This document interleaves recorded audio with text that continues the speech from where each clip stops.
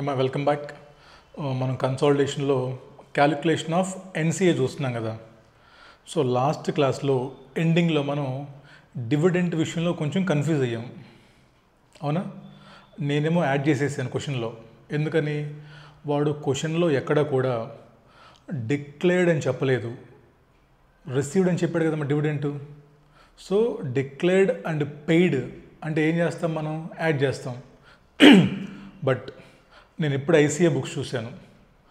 నేను ఇప్పుడు దాకా నా దగ్గర ఉన్న క్వశ్చన్ బ్యాంక్ ఎవరిద్దాం, అది అతుల్ అగర్వాల్ క్వశ్చన్ బ్యాంక్. అది ఏమో నాకు అతని మీద ఎటువంటి కోపం లేదు, చాలా రెస్పెక్ట్. ఇంకా all India first rank holders అంటే నాకు వాళ్ళ ఇన్స్పిరేషను. బట్ చూడండి, చెప్తా. మీరు ఏం తప్పులు చేస్తారంటే, ఏమ్మా ఇది అతని క్వశ్చన్ బ్యాంక్ అమ్మా. Illustration number 10, 11, 12, 13. ఇక్కడ మనకి ఒక 4 క్వశ్చన్స్ ఉన్నాయి. ఏది రిగార్డింగ్ క్యాలిక్యులేషన్ ఆఫ్ ఎన్సీఏలో. ఏ క్వశ్చన్లో కూడా డివిడెండ్ గురించి అతను ఎటువంటి మెన్షన్ చేయలేదు. రిసీవ్డ్ అండ్ పెయిడ్ అని రాశాడు, ఆన్సర్ కాపీ పేస్ట్ చేశాడు. బట్ నేను ఐసీఏ బుక్ తీసుకుంటే, ఇది ఐసీఏ బుక్ అమ్మ, లేటెస్ట్ బుక్.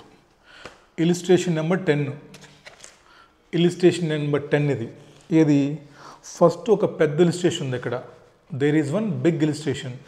దాంట్లో క్లియర్గా చెప్పాడు ఇంకా షేర్ హోల్డర్సు అప్రూవ్ చేయలేదని ఇక్కడ, ఓకేనా? సో ఈ ఇలిస్ట్రేషన్లో క్లియర్గా చెప్పాడు. ఇది ఒక ఇలిస్ట్రేషను. దీని తర్వాత కింద ఏం చేశాడంటే ఇంకొక 3 కేసెస్ క్రియేట్ చేశాడు. 3 సపరేట్ క్వశ్చన్స్ కాదు అవి. ఈ ఫ్యాక్ట్సే సేమ్గా ఉంచి కింద ఏం చేశాడు, ఎసెట్స్ మార్చడం, ఫెయిర్ వాల్యూస్ మార్చాడు. అంటే ఏంటి, సేమ్ క్వశ్చన్కి మనకి 3-4 డిఫరెంట్ కేసెస్ ఉన్నాయి. సో ఆ కింద 3 క్వశ్చన్స్ మీరు చేయాలంటే ఫస్ట్ మీరు ఈ క్వశ్చన్ చేయాలి. కింద 3 క్వశ్చన్స్ మీరు చేయాలంటే ఫస్ట్ ఈ క్వశ్చన్ చేసి దీంట్లో ఉన్న డివిడెంట్ ఇంకా షేర్ హోల్డర్స్ అప్రూవ్ చేయలేదని ఎక్కడ చెప్పాడు. అప్పుడు ఏం చేస్తాం, మనం డివిడెంట్ యాడ్ చేయం. బట్ ఆడేం చేశాడు, ముందు ఇదిగోండి ఈ సినారియోస్ ముందు ఇచ్చాడు నీకు. మరి నీకు ఈ సినారియోస్ ముందిస్తే నీకు డివిడెంట్ యాడ్ లెస్ ఎలా తెలుస్తుంది నీకు? మీకు ప్రాబ్లం అర్థం కావాలి ఈ పాటికి. అతను ఏం చేశాడు, ఇది ఒక క్వశ్చన్గా క్రియేట్ చేసి ఇది మెన్షన్ చేశాడు. అతనేమో అతనేమో డివిడెంట్ యాడ్ చేయలేదు, బట్ కింద ఆన్సర్ కాపీ చేశాడు. నువ్వు స్టూడెంట్గా అతని బుక్స్ ఫాలో అయితే నీకు ఎలా తెలుస్తుంది, రేపు ఈ క్వశ్చన్ వస్తాయి 5 మార్కులకి, నువ్వు డివిడెంట్ యాడ్ చేయాలి లెస్ చేయాలి నీకు తెలియదు, ఎట్లా చేస్తావు? సో కాబట్టి ఆ బుక్లో ఉన్న సీక్వెన్సెస్ కూడా తప్పే. ఆ బుక్లో పాస్ట్ ఎగ్జామ్ క్వశ్చన్స్ లేవు. మీరు వెయిట్ చేయండి, కన్సాలిడేషన్ చాప్టర్ మొత్తం అప్లోడ్ చేస్తాను నేను యూట్యూబ్లో.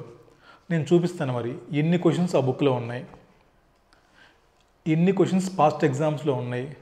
గత 3 అటెంప్ట్లో వచ్చిన ఒక క్వశ్చన్ నా బుక్లో లేదు. మరి ఎందుకు ఆ బుక్స్ ఫాలో అవుతున్నారు మీరు? నేను ఫాలో అయ్యాను ఎప్పుడు తెలియనప్పుడు ఫస్ట్లో. ఇప్పుడు తెలుసుకొని కూడా ఫాలో అయ్యారనుకోండి, ఇంకా మీకంటే గొర్రెలు ఎవరు ఉంటారు? ఇంకా థింక్ చేయండి. ఆ బుక్స్ పనికి రావు. అతుల్ అగర్వాల్, అజయ్ అగర్వాల్ బుక్స్ సిఏ ఫైనల్కి పనికి రావు. ఒకప్పుడు పనికి వచ్చినాయి. ఎప్పుడు సేమ్ కాపీ పేస్ట్ క్వశ్చన్లు వచ్చినప్పుడు మా ఏబీసీ కేటగిరీలు అంతా వర్కౌట్ అయింది. కొన్నాళ్ళకి ఫేడ్ అయిపోతారు వాళ్ళు. మీరు చూడండి కావాలంటే. ఇప్పటికే తిడుతున్నారు బూతులు. ఎందుకు? వాళ్ళ ఏబీసీ కేటగిరీలు నమ్ముకొని చాలామంది రోడ్డున పడ్డారు పాపం పాస్ అవ్వక. ఏబీసీ కేటగిరీలో ఇంపార్టెంట్ గెస్ట్ క్వశ్చన్లు, సూపర్ 50లు ఇవన్నీ పోతాయి. కాబట్టి ఎప్పటికైనా ఎఫ్ఆర్కి అతని బుక్స్ పనికి రావు. ఏఎఫ్ఎం అసలు నాకు తెలియదు ఆయన బుక్స్ ఎట్లుంటాయి కూడా. ఎఫ్ఆర్కి ఆ బుక్స్లో క్వశ్చన్స్ లేవు. ఇబ్బంది పడతారు, ఓకేనా? రైట్. వేస్ట్ అమ్మ నాకు. ఇప్పుడు మళ్ళీ అంటారు మీరేంటి సార్ అని తిడుతున్నారు, ఆయన ఆల్ ఇండియా ఫస్ట్. నాకు ఎందుకు ఎవడైతే బుక్స్లో ఉన్న ఫ్యాక్ట్స్ మీకు చెప్తున్నాను, వింటే బాగుపడతారు, వినకపోతే అటెంప్ట్లు మళ్ళీ రాసుకుంటారు. నాకు ఒరిగింది ఏమి లేదు, నాకు పోయేది ఏమి లేదు. చెప్పాలి కాబట్టి నా బాధ్యత చెప్పాను. ఆ బుక్స్లో ఇదిగోండి ప్రూఫ్, లైవ్ ప్రూఫ్ మీకు ఇంకా మీకు చూపిస్తాను. నేను పాస్ట్ ఎగ్జామ్ క్వశ్చన్స్ ఏమేమి లేవు దాంట్లో మీకు చూపిస్తాను ప్రూఫ్ కన్సాలిడేషన్లో. నమ్మితే నమ్మండి, నమ్మకపోతే పోతారు. నాకెందుకు? నా కోసం చదువుతున్నారా మీరు? నా కోసం సీఏలు అవుతున్నారా? సీఏ అయితే మీరు బాగుంటారు, మీ ఫ్యామిలీ బాగుంటుంది, లేదంటే పోతారు, అంతే.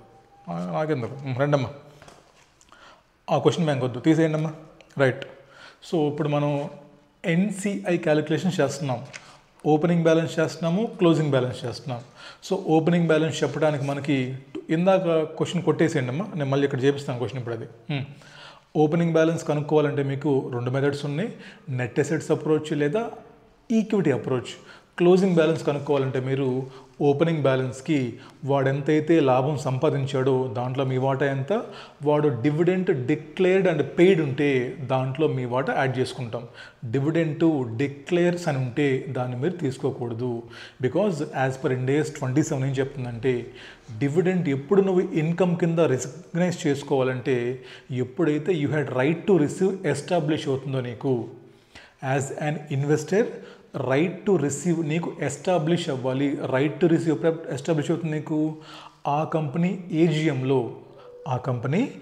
ఏజిఎంలో వాళ్ళు అప్రూవ్ చేసిన తర్వాత మాత్రమే నీకు you will receive right to receive వస్తుంది మనకి. సో రైట్ టు రిసీవ్ రావాలంటే అక్కడ వాళ్ళు క్లియర్గా అప్రూవ్ చేసి ఉండాలి. ఆ పాయింట్ నీకు క్వశ్చన్లో చెప్తాడు, మెయిన్ క్వశ్చన్లో చెప్తాడు, చిన్న క్వశ్చన్లో కూడా చెప్తాడు. వెదర్ డివిడెంట్ జస్ట్ డిక్లేర్డా లేదా డిక్లేర్డ్ అండ్ పెయిడ్ అంటే షేర్ హోల్డర్స్ అప్రూవ్ చేశారా లేదా చెక్ చేసి, ఇఫ్ షేర్ హోల్డర్స్ అప్రూవ్ చేసినప్పుడు మాత్రమే మీరు ఇక్కడ మీరు యాడ్ చేసుకోవాలి. ఏదో పేరెంట్ కావచ్చు, మైనారిటీ కావచ్చు.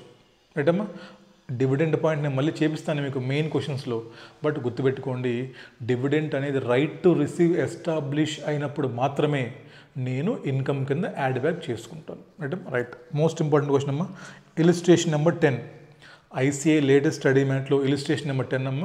నా స్టూడెంట్స్ ఎవరైతే పర్చేస్ చేశారో మీకు నేను ఇచ్చే క్వశ్చన్ బ్యాంక్లో ఇవన్నీ సీక్వెన్స్ ఉంటాయి, మీరేం కంగారు పడకండి. ఓకేనా? రైట్ అమ్మా, చూడండి మోస్ట్ ఇంపార్టెంట్ క్వశ్చన్ ఇది, ఎనీ టైం రావచ్చు, చూడండి జాగ్రత్తగా. XYZ Limited purchases 80% share capital of ABC Limited on 1st April 2001 for 1,40,000 అంటమ్మా. నేను చార్ట్ వేస్తానమ్మా, అర్థమవుతుంది. XYZ అదేవిధంగా ABC వీళ్ళు 80% కొన్నారంట, ఇంకా 20% మిగిలిపోయారుగా మరి. సో మైనారిటీ ఇంట్రెస్ట్ ఎంత కొన్నారు వీళ్ళు? 1,40,000 PC పెయిడ్. రైట్. తర్వాత the issued share capital of ABC limited on 1st April, ఇప్పుడు డేట్ ఆఫ్ ఎక్విజిషన్ రోజే. వీళ్ళ బ్యాలెన్స్ షీట్లో నీకు 2 ఇస్తున్నాడు అండి. ఈక్విటీ షేర్ క్యాపిటల్ ఇస్తున్నాడు, రిజర్వ్స్ ఇస్తున్నాడు. ఎంతవి? సో 1 lakh ఏమో ఈక్విటీ షేర్ క్యాపిటల్ అంట, తర్వాత రిజర్వ్స్ ఏమో నీకు 60,000. Okay. For the year ending 31st March 2002 ABC had earned profit of 20,000 and later on it has declared and paid dividend of 30,000. So వీళ్ళు statement of profit and loss అకౌంట్లో 20,000 సంపాదించారంట. So dividend ఏమో 30,000 declared and paid అంట. అంటే ఏంటి, అక్కడ add చేసుకోవాలి మనం. But ఇంకా క్వశ్చన్లో చాలా మ్యాటర్ని చదువుతాం. ఇప్పుడు చూడండి జాగ్రత్తగా. అజ్యూమ్, ఇది అండర్లైన్ చేసుకోండి మీ పాయింట్. ఇలిస్ట్రేషన్ నెంబర్ 10 ನಮ್ಮ ICA బుక్లో మన క్వశ్చన్ బ్యాంక్లో first question, most important point ఇది. Assume the fair value of non-controlling interest is same as fair value on a per share basis of purchased interest. ఏదో కొత్త point చెప్పాడు. సరే, ఈ పాయింట్ అలా బాపండి, నెక్స్ట్కి వెళ్దాం. All net assets identifiable assets, there are no unidentifiable assets, the fair value of net assets is 1,50,000 అంటమ్మా. వీళ్ళది date of acquisition రోజు fair value of identifiable net assets ఎంతమ్మా? 1 lakh. ఇది చెప్పింది. Next, show by the entry, ఇక్కడ important అమ్మా, underline చేసుకోండి. How the dividend should be recorded, how the dividend should be recorded in the books of XYZ limited. ఎవరిని అడుగుతున్నాడు? Parent company. ఒకవేళ subsidiary dividend declare చేసి pay చేస్తే parent దాన్ని ఎలా ట్రీట్ చేస్తుంది? ఇక్కడ చూడమ్మా, full stop, when ever it is received after approval in the ensuring annual general meeting. ఇక్కడ చెప్పారు అంటే ఏంటి? వెన్ ఎవర్, ఎప్పుడైతే అప్రూవల్స్ వస్తాయో అప్పుడు డివిడెంట్ ఎలా మీరు ట్రీట్మెంట్ చేస్తున్నారంటే ఏంటి మీనింగు? ఇంకా ఈ క్వశ్చన్లో చెప్పిన డివిడెంట్కి షేర్ హోల్డర్స్ అప్రూవల్ రాలేదనే మీనింగు, అది ఇక్కడ అజంప్షన్. ఇక్కడ డివిడెంట్ నువ్వు పైన డిక్లేర్డ్ అండ్ పేడ్ అని చెప్పావు. క్వశ్చన్ రాంగ్ అమ్మా, ఫ్రేమింగ్. మీరు చూడండి కావాలంటే, పైన ఏమో డిక్లేర్డ్ అండ్ పేడ్ అని చెప్పాడు, కింద ఏమంటున్నాడు ట్రీట్మెంట్ ఎలా చేస్తారు పేరెంట్ కంపెనీ ఎప్పుడైతే షేర్ హోల్డర్స్ దీన్ని అప్రూవ్ చేస్తే అని అంటున్నాడు. అంటే మీనింగ్ ఏంటమ్మా? సో క్వశ్చన్లో మీకు పైన ఇచ్చినటువంటి డివిడెంట్ అనేది జస్ట్ డిక్లేర్డ్, అది ఇంకా పే చేయలేదు, అది అజంప్షన్. ఇక్కడ వాడు ఇప్పుడు ఏమి ఇవ్వాలి, పైన డిక్లేర్డ్ అని ఇవ్వాలి. ఓకేనమ్మా, అదేంటి ప్రపోజ్ డివిడెంట్ అది. బట్ వీడేం చేశాడమ్మా, పెయిడ్ అంటున్నాడు దీని కింద. వాడు ఇచ్చిన సెంటెన్స్ మీకు అర్థమైందా? పైనేమో డివిడెంట్ డిక్లేర్డ్ అండ్ పెయిడ్ అన్నాడు 30,000, కింద ఏమంటున్నాడు ఒకవేళ షేర్ హోల్డర్స్ అప్రూవల్ వస్తే అప్పుడు ట్రీట్మెంట్ అంటున్నాడు. అంటే ఏంటి మీనింగు? ఎప్పటి వరకు మనకి షేర్ హోల్డర్స్ అప్రూవల్ రాలేదు కాబట్టి మీరు క్లోజింగ్ ఎన్సిఐ బ్యాలెన్స్ కనుక్కుంటున్నప్పుడు డివిడెంట్ని యాడ్ చెయ్యకూడదు. అది ఇందాకేమో నేను యాడ్ చేసేసాను, ఎందుకని పైన పేడ్ ఉంది కాబట్టి. బట్ ఈ క్వశ్చన్ మొత్తం చదివితే అప్పుడు నీకు అర్థమవుతుంది అక్కడ ఎందుకు యాడ్ చేయట్లేదు అనేది. ఇప్పుడు అర్థమైందా? ఇందాక మనం లాస్ట్ క్లాస్లో చేసిన లాస్ట్ క్వశ్చన్లో డివిడెంట్ యాడ్ చేయకూడదు, బికాస్ అది సపరేట్ క్వశ్చన్ కాదు ఐసీఏ బుక్లో. అది ఐసీఏ బుక్లో సపరేట్ క్వశ్చన్ కాదు, ఇది పెద్ద క్వశ్చన్. అవి కింద పాయింట్స్ అవి. రైట్ అమ్మా? రైట్. అంటే ఈ క్వశ్చన్ మీనింగ్ ఏంటి? ఫస్ట్ క్వశ్చన్ ఏమంటున్నాడు, డివిడెంట్ ఈ 30,000 రూపాయల్లో పేరెంట్ కంపెనీ ఎలా ట్రీట్మెంట్ చేస్తుంది ఎప్పుడు ఒకవేళ షేర్ హోల్డర్స్ అప్రూవ్ చేస్తే. రైట్ అమ్మా, చెప్పండి నాకు ఒకసారి. Simple logic. ఈ కంపెనీలో 80% కొనేసింది, ఇంకా 20% మిగిలిపోయారు. అంటే ఏంటి మీనింగు? ఈ కంపెనీ సంపాదించే ప్రాఫిట్లో ఇద్దరు వాటాదారులు, 80% పేరెంట్కి, 20% మైనారిటీకి. ఈ కంపెనీ ఇచ్చే డివిడెంట్లో ఇద్దరు పర్సన్స్, ఎవరు? 80% ఏమో పేరెంట్ కంపెనీ, 20% ఏమో ఎవరు? 20% ఏమో మైనారిటీ. ఇప్పుడు క్వశ్చన్ ఏంటంటే ఇక్కడ ఇంపార్టెంట్ పాయింట్ అమ్మా, ఈ డివిడెంట్ అనేది, ఈ డివిడెంట్ అయినా ఈ ప్రాఫిట్ అయినా మా క్వశ్చన్స్ ఓకే. ఒక చిన్న కాన్సెప్ట్ చెప్తాను మీకు, మెయిన్ క్వశ్చన్లో బాగా యూజ్ అవుతుంది ఇక్కడ, చూడండి జాగ్రత్తగా. సరే, ఈ ప్రాఫిట్ ఏంటమ్మా? ఇదంతా కూడా పోస్ట్ ఎక్విజిషన్ ప్రాఫిట్, అంతేనా? పోస్ట్ ఎక్విజిషన్ చేసిన తర్వాత, ఎక్విజిషన్ జరిగిన తర్వాత ఏబీసీ లిమిటెడ్ ఎంత ప్రాఫిట్ సంపాదించిందంట? 20 సంపాదించిందంట. నెక్స్ట్ ఎక్విజిషన్ జరిగిన తర్వాత ఎంత డివిడెంట్? 30,000 అంటమ్మా. ఇప్పుడు నా క్వశ్చన్ ఏంటంటే ఈ 20,000 రూపీస్లో, ఒక నిమిషం ఆగండి. ఫర్ ఎగ్జాంపుల్ ఇది డివిడెంట్ చెక్, ఇది dividend cheque 20,000 rupees dividend cheque, profit cheque. ఇది 20,000 rupees profit earned by subsidiary company. ఈ 20,000 ఎవరిది సార్? దీంట్లో 80% అంటే 16,000 ఏమో ఎవరికి ఇవ్వాలమ్మా? పేరెంట్ కంపెనీకి ఇవ్వాలి. మిగతా 4,000 మైనారిటీ వాళ్ళకి ఇవ్వాలి. ఇప్పుడు నాకు ఈ ట్రీట్మెంట్ చెప్పండి. ఈ 20,000లో 16,000 రూపీస్ పేరెంట్ కంపెనీకి మీరు పంపిస్తే పేరెంట్ కంపెనీ ఏమి ఎంట్రీ పాస్ చేస్తుంది అనేది క్వశ్చన్. ఇక్కడ ఈ 20,000 టోటల్ ప్రాఫిటే. ఈ టోటల్ ప్రాఫిట్లో అర్థమవుతుందమ్మా, ఈ టోటల్ ప్రాఫిట్లో 16,000 ఏమో ఎవరికి? పేరెంట్ కంపెనీకి, 4,000 ఏమో మైనారిటీ వాళ్ళకి. ఇప్పుడు నాకు ఏం కావాలంటే ఈ రెండిటి యొక్క ట్రీట్మెంట్స్ ఏంటి అనేది క్వశ్చన్. ఇక్కడ ఈ ప్రాఫిట్ అండ్ లాస్లో వాటా ఏదైతే ఉందో పేరెంట్ కంపెనీకి, అది పేరెంట్ కంపెనీ దాని యొక్క ఇన్వెస్ట్మెంట్ ఇన్కమ్ అది, అంతేనా? ఇక్కడ ఈ బిజినెస్ కూడా నాదే. చూడండి జాగ్రత్తగా, మైండ్ సెట్ చాలా ఇంపార్టెంట్ అమ్మా. ఇప్పుడు ఇక్కడ పేరెంట్ యొక్క ప్రాఫిట్ అండ్ లాస్ అకౌంట్ ఉంది, అవునా? ఇక్కడ పేరెంట్ యొక్క ప్రాఫిట్ అండ్ లాస్ అకౌంట్, ఇదేంటిది? Profit and loss of parent company. ఇక్కడ ఒక 50,000 రూపీసు వీళ్ళకి P&L అకౌంట్ ఉంది. ఇప్పుడు ఏం చెప్తున్నాము? ఇక్కడ బి లిమిటెడ్లో కూడా నీకు 16,000 రూపీస్ డివిడెంట్ ఏంటమ్మా ప్రాఫిట్ డిక్లేర్ చేశారు. ఇప్పుడు చెప్పు మరి ఏం చేస్తావు నువ్వు? ఈ 16,000 రూపీస్ తీసుకెళ్ళి ఇదిగోండి ఈ ప్రాఫిట్ అండ్ లాస్ అకౌంట్కి యాడ్ చేసుకొని షేర్ ఆఫ్ బి లిమిటెడ్ అని చెప్పేసి ఇలా నువ్వు యాడ్ చేసుకుంటావు. అంతేనే కదా? ఏ లిమిటెడ్ యొక్క ప్రాఫిట్ అండ్ లాస్ అకౌంట్లో బి లిమిటెడ్లో మన వాటాని యాడ్ చేసుకుంటావు. అంతేనా చేసేది నువ్వు? సో నీ ప్రాఫిట్ అండ్ లాస్ అకౌంట్లో నువ్వు యాడ్ చేసుకుంటావు, because this profit and loss account belongs to parent company. Next ఈ డివిడెంట్లో ఇది మళ్ళీ డివిడెంట్ అమ్మా, ఇది డివిడెంట్ 30,000. ఈ డివిడెంట్ 30,000లో ఎవరెవరికి సార్? 80% ఏమో ఎవరికి? పేరెంట్ కంపెనీకి, 80% ఏమో పేరెంట్కి ఇస్తాము, 20% ఏమో మైనారిటీకి ఇస్తాం. మరి చెప్పండి, ఇప్పుడు పేరెంట్కి దీంట్లో నువ్వు డివిడెంట్ పే చేస్తే అదేంటి? పేరెంట్కి ఇన్కమే కదా, ఇన్వెస్ట్మెంట్ ఇన్కమే కదా. మరి పేరెంట్ ఏం చేస్తుంది దాన్ని? సార్ సింపుల్ సార్, పేరెంట్ మళ్ళీ తీసుకెళ్ళి దాన్ని ప్రాఫిట్ అండ్ లాస్ అకౌంట్లో యాడ్ చేసుకుంటుంది. ఎంట్రీ చెప్పండి నాకు, పేరెంట్కి డబ్బులు వస్తుంది. నేను పేరెంట్ డివిడెంట్ ఎంట్రీ చెప్పండి నాకు. సార్ డివిడెంట్ ఎంట్రీ చెప్పండి నాకు. Sir bank account debit to profit and loss account. నాకు క్యాష్ వచ్చాయి. ఎందుకు వచ్చాయి క్యాష్? ఇన్కమ్. ఏంటి దాని పేరు? Dividend income. So bank account debit to profit and loss account, add dividend ఎంతమ్మా? 24,000. ఇది closing balance of profit and loss account.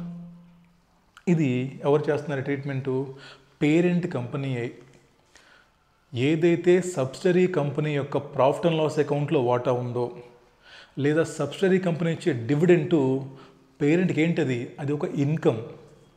నేను సంపాదించిన ఒకటే, నా పేరెంట్ సంపాదించిన ఒకటే. సో ప్రాఫిట్ యాడ్ చేసుకున్నాను. నేను పెట్టుబడి పెట్టాను కాబట్టి అక్కడి నుంచి నాకు ఇన్వెస్ట్మెంట్ ఇన్కమ్ డివిడెంట్ వచ్చింది. సో యాడ్ చేశాను. ఇది ఎవరికమ్మా? ఇది పేరెంట్ యాంగిల్ థింక్ చేస్తే. మరి వీళ్ళ సంగతి ఏంటి? మైనారిటీ వాళ్ళకి సపరేట్గా P&L అకౌంట్ ఉందా? నేను మైనారిటీ, ఇప్పుడు నా దగ్గర ఓపెనింగ్ బ్యాలెన్స్ 1 lakh ఉంది. ఇప్పుడు నేను కూడా వాడిచ్చిన ప్రాఫిట్ అండ్ లాస్ అకౌంట్లో వాటాని నా ప్రాఫిట్ అండ్ లాస్ అకౌంట్లో యాడ్ చేసుకోవడానికి మైనారిటీ వాళ్ళకి ఏమన్నా సపరేట్ P&L అకౌంట్ ఉందా? ఈ కంపెనీలో మైనారిటీ వాళ్ళకు ఉంది ఒకటి, ఏంటది? NCI balance. సో కాబట్టి మైనారిటీ ఇంట్రెస్ట్ యొక్క వాటాని అది ప్రాఫిట్ అయినా, లాస్ అయినా, డివిడెంట్ అయినా, any type of adjustment we should adjusted with their investment only, because minority వాళ్ళకి ఎటువంటి ప్రాఫిట్ అండ్ లాస్ అకౌంట్ లేదు. ఆ ప్రాఫిట్ అండ్ లాస్ అకౌంట్ ఎవరిది? హోల్డింగ్ కంపెనీది. కాబట్టి ఈ ప్రాఫిట్ ఆ వాటా యాడ్ చేసుకున్నారు, ఈ ప్రాఫిట్కి ఆ డివిడెంట్ యాడ్ చేసుకున్నారు. మరి మైనారిటీ సంగతి ఏంటి? మరి మైనారిటీ వాటాని ఎలా ట్రీట్ చేయాలంటే, సార్ మైనారిటీ వాళ్ళకు ఉంది ఇన్వెస్ట్మెంట్ ఒకటే. సో కాబట్టి ఇక్కడ వచ్చే ప్రాఫిట్ ఏమో మైనారిటీ యొక్క NCIకి యాడ్ చేసుకుంటారు, ఈ డివిడెంట్ కూడా NCIకే యాడ్ చేసుకుంటారు. అంటే కరెక్ట్ చెప్పండి అమ్మా. సో ఈ ప్రాఫిట్లో వచ్చే వాటాని హోల్డింగ్ కంపెనీ ఏమో వాళ్ళ P&L అకౌంట్కి తీసుకెళ్ళిపోతుంది. అదే మైనారిటీ అయితే సార్ వీళ్ళు వాళ్ళ NCIకి యాడ్ చేసుకుంటారు సార్, వాళ్ళ బ్యాలెన్స్కి, ఓపెనింగ్ బ్యాలెన్స్కి. డివిడెంట్ కూడా సేమే కదా సార్. దీన్ని కూడా holding company profit and loss అకౌంట్కి తీసుకెళ్ళి క్రెడిట్ చేసుకుంటుంది సార్. దీన్ని మళ్ళీ వీళ్ళకు ఉంది NCI ఒకటే, సో NCIకి యాడ్ చేసుకుంటారు. ఇదమ్మా, ఇది చాలా ఇంపార్టెంట్ మీకు. దానికి మనం పెద్ద క్వశ్చన్ చేస్తున్నప్పుడు మీకు క్లారిటీ ఉండాలి. ఓకే, మీరు బి లిమిటెడ్ కంపెనీ యొక్క ప్రాఫిట్స్ కనుక్కున్నారు. ప్రీ ఎక్విజిషన్ ప్రాఫిట్స్ ఉంటాయి, పోస్ట్ ప్రాఫిట్స్ ఉంటాయి. సో పోస్ట్ ఎక్విజిషన్ ప్రాఫిట్లో ఇద్దరున్నారు షేర్ హోల్డర్స్, హోల్డింగ్, మైనారిటీ. మరి హోల్డింగ్కి మైనారిటీకి మరి డిఫరెన్స్ ఉన్న ట్రీట్మెంట్లో. సో ఈ ప్రాఫిట్ని హోల్డింగ్ కంపెనీ తీసుకెళ్ళి వాళ్ళ ప్రాఫిట్కి యాడ్ చేసుకుంటుంది. మైనారిటీకి ఏముంది అక్కడ? అక్కడ ఉంది NCI ఒకటే. సో మైనారిటీ వాళ్ళకు ఉంది ఒకటే ఒక రిప్రజెంటేషన్ కాబట్టి ఈ షేర్ని వాళ్ళ NCIకి యాడ్ చేసుకుంటుంది. డివిడెండ్ కూడా సేమే కదా. హోల్డింగ్ కంపెనీకి ఏమో ఇన్వెస్ట్మెంట్ ఇన్కమ్ కాబట్టి P&L అకౌంట్లో క్రెడిట్ చేసుకుంటారు. NCIకి ఉంది ఒకటే కాబట్టి ఏముంది వాళ్ళకి? ఓపెనింగ్ బ్యాలెన్సే ఉంది. సో అది లాస్ అయినా లాభమైనా they should adjust with NCI only, but holding company will adjust with their profit and loss account. ఇది రాసుకోండి ఒకసారి, ఇది వేసుకోండి మా చార్ట్, చాలా ఇంపార్టెంట్ అమ్మది. సో సబ్సిడరీ కంపెనీ యొక్క ప్రాఫిట్లో వాటాని హోల్డింగ్ కంపెనీ ఏమో P&Lలో అడ్జస్ట్ చేసుకుంటుంది, మైనారిటీ అయితే మైనారిటీ ఇంట్రెస్ట్కి అడ్జస్ట్ చేసుకోవాలి. డివిడెంట్లో కూడా హోల్డింగ్ కంపెనీ డివిడెంట్ ఏమో P&Lలో క్రెడిట్ చేసుకుంటారు, మైనారిటీ డివిడెంట్ ఏమో మైనారిటీ ఇంట్రెస్ట్కి అడ్జస్ట్ చేసుకుంటారు వాళ్ళు. ఇది పాయింట్ ఇక్కడ, చాలా ఇంపార్టెంట్ అమ్మా ఇది. రైట్, చూడండి అమ్మా, క్వశ్చన్కి వెళ్ళిపోదాం. ఇంకా మీరు క్వశ్చన్కి వచ్చారంటే రండమ్మా, ఒకసారి పాజ్ చేసి రాసుకోండి. ఫస్ట్ క్వశ్చన్ చూడండమ్మా. Show by an entry how the dividend should be recorded by XYZ. ఎవడు? పేరెంట్ గురించి అడుగుతున్నాడు. If whenever approvals are received. So మీకు షేర్ హోల్డర్స్ అప్రూవల్ చెప్పేశారు, మీరు ఒక పేరెంట్ కంపెనీ, ఎంత ఉంది మీకు వాటా? 30 × 80%. మీకు సబ్సిడరీ కంపెనీ నుంచి మీకు 24,000 రూపీస్ చెక్ వచ్చింది ఇప్పుడు, అంతేగా మరి. సబ్సిడరీ కంపెనీ మీకు డివిడెండ్ పంపించింది, 24,000 చెక్ వచ్చింది మీకు. అంటే ఏంటి? బ్యాంక్ లోపలికి వస్తుందా? Bank account debit. అది మీ ఇన్వెస్ట్మెంట్ ఇన్కమ్, మీరు సబ్సిడీలో ఇన్వెస్ట్ చేశారు కాబట్టి అది మీ ఇన్వెస్ట్మెంట్ ఇన్కమ్ కాబట్టి simply taken to your profit and loss account. అంటే ఏంటో చెప్పండి నాకు. బ్యాంక్ అకౌంట్ రాయాలి ఫస్ట్, అదే question answer. Bank account debit to P&L account ఎంత?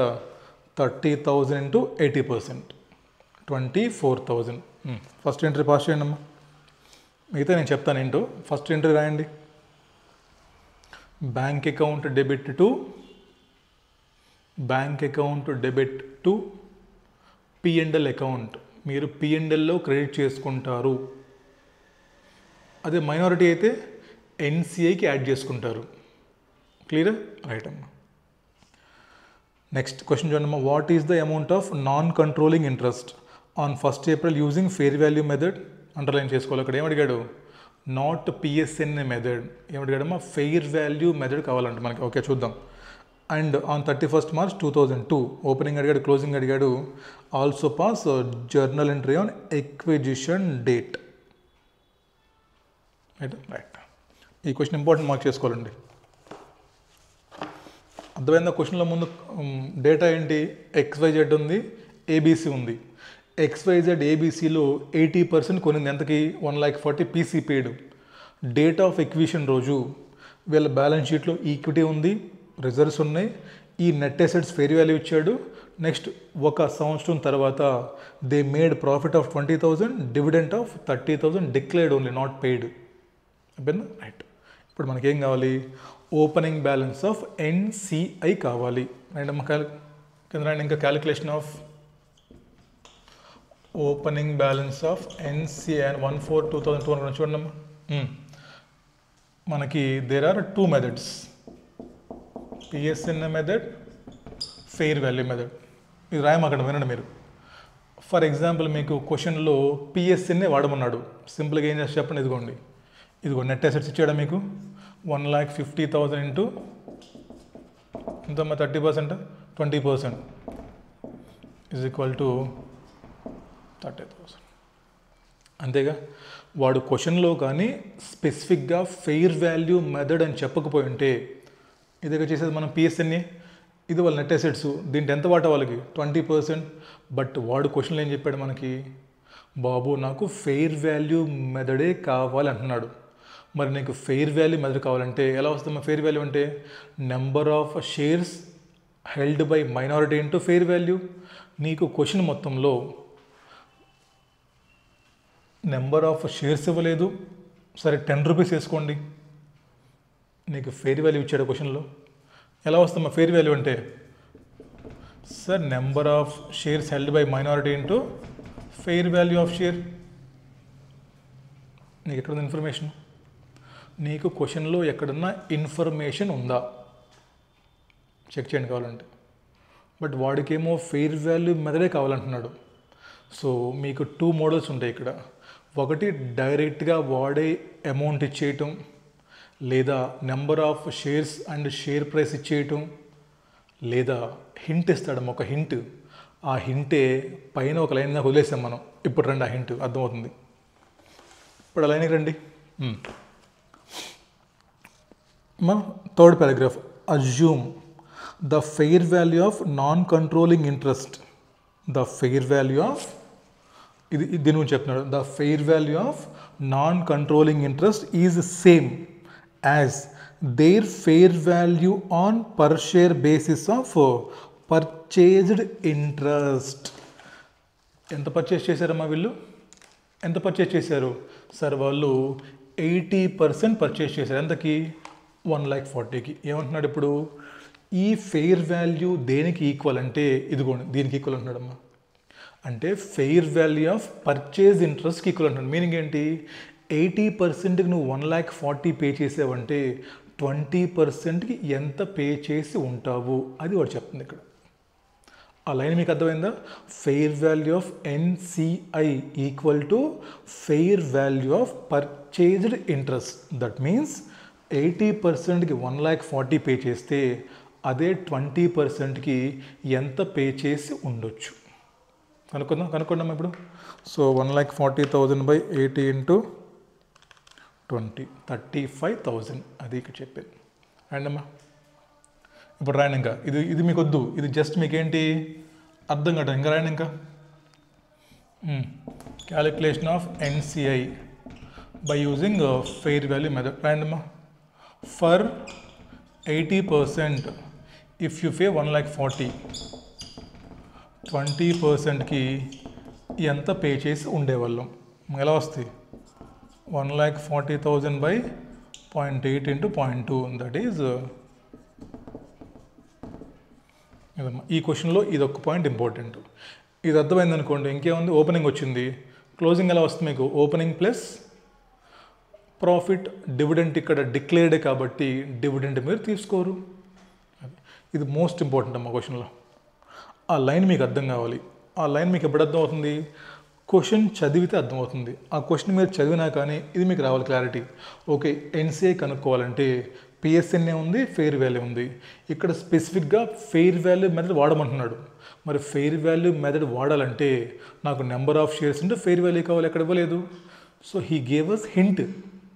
ఎంతైతే పర్చేస్ చేశారో ఫెయిర్ వాల్యూ అంతే ఉంటుంది. 80% 1,40,000 పే చేశారు, మరి 20కి ఎంత ఉండాలి? ఐటమ్మా. నెక్స్ట్ ఎంట్రీయా. ఎంట్రీ తెలిసిందా మనకు? చెప్పండి అమ్మా, ఎంట్రీ ఏం పాస్ చేస్తారు? ఇదిగోండి, ఇది బ్యాలెన్స్ షీట్ ఎంట్రీ. చెప్పండి ఫస్ట్ ఎంట్రీ. వాళ్ళ అసెట్స్ మీకు వస్తున్నాయి ఎంత? 1,50,000. Identifiable net assets account debit 1,50,000. ఒక లయబిలిటీ వస్తుంది మీకు NCI అని. 2 NCI ఎంతమ్మా? 35,000. ఎంత? 2 పర్చేస్ కన్సిడరేషను. 2 PC 1,00,000. డిఫరెన్స్ చూడండి అమ్మా. క్రెడిట్ డెబిట్లో ఎక్కువ ఉంది. Good will balancing figure 1,75,000 25,000. ఇది ఎంట్రీ అడిగింది. నేను ఎంట్రీ మొత్తం మీకు BCలో ఎక్స్ప్లెయిన్ చేశాను క్లియర్గా. నేను ఎంట్రీ బిజినెస్ కాంబినేషన్లో మీకు స్టెప్ నెంబర్ 7 ఎంట్రీ మనకి అక్కడ మీకు క్లియర్గా చేయించానమ్మా. మళ్ళీ చెప్పలేను నేను. ఇక్కడ అసెట్స్ వస్తున్నాయి, డెబిట్ చేసుకోండి. NCI లయబిలిటీ తీసుకెళ్ళాలి బ్యాలెన్స్ షీట్లోకి, లయబిలిటీ తీసుకోండి. ఇంత PC పే చేశారు, క్యాష్ బయటకు వెళ్ళిపోయింది. Difference good will. లాస్ట్ అమ్మా క్యాలిక్యులేషన్ ఆఫ్ క్లోజింగ్ బ్యాలెన్స్. ఇంకేమని చెప్పండి.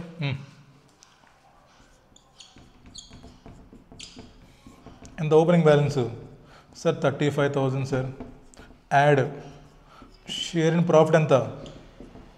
ఎంతమ్మా ప్రాఫిట్ సంపాదించింది? 20,000. 20,000 ఇంటూ 20% 4,000 39. మరి డివిడెండ్ తీసుకోలేదు. డివిడెండ్ ఎందుకు తీసుకోలేదంటే ఆ క్వశ్చన్లో చెప్పాడు వాడు ఏమని, పేరెంట్ కంపెనీ డివిడెండ్ ఎలా ట్రీట్ చేస్తుంది provided if share holders approval received. దాని మీనింగ్ ఏంటమ్మా? క్వశ్చన్లో మీరు ఏం తీసుకోవాలి? ఇంకా పైన చెప్పిన డివిడెండ్ ఓన్లీ డిక్లేర్డ్, అది నాట్ పెయిడ్. కాబట్టి ఇక్కడ మీరు యాడ్ చేసుకోకూడదు. స్టూడెంట్స్ని కన్ఫ్యూజ్ చేయకూడదు. ఎగ్జామ్లో ICA వాడు క్లియర్గా చెప్పాలి క్వశ్చన్లో, ఇది డిక్లేర్డ్ రా బాబని. పైన ఏమో డిక్లేర్డ్ పెయిడ్ అన్నాడు, కిందేమో అజంప్షన్ అంటున్నాడు. ఇదే తలనొప్పి CAలో. రైట్ అమ్మా. చిన్న క్వశ్చన్, బట్ ఇదిగో ఇది మీకు స్ట్రైక్ అయింది అనుకోండి. రైట్, ఇది ఫస్ట్ క్వశ్చన్ సీక్వెన్స్ ఉండాలి. నెక్స్ట్ ఏం చేశాడు? కేసెస్ మార్చాడు అంతే. అవి కూడా చూద్దాం. రైట్ అమ్మా. ఫస్ట్ క్వశ్చన్ ఇది. Illustration number 10. Of ICA book. మనకి ఇంకా 3 కేసెస్ చేద్దాం అవి కూడా. అక్కడితో మనకి ఈ క్యాలిక్యులేషన్ ఆఫ్ ఎన్సిఐ అయిపోతుంది, ఓపెనింగ్ క్లోజింగ్. ఈ క్వశ్చన్ రావచ్చండి ఎప్పుడైనా 8 మార్క్స్కి లేదా 6 మార్క్స్కి. ఖచ్చితంగా తప్పు చేస్తారు బట్టి కొట్టి వెళ్తే. రైట్, నెక్స్ట్ క్వశ్చన్ చూడండి. నెక్స్ట్ ఇలిస్ట్రేషన్ చూడండి ఒకసారి. ఇలిస్ట్రేషన్ నెంబర్ 11 చూడండి. From the facts given in the above illustration, same ఉంచమంటాడమ్మా.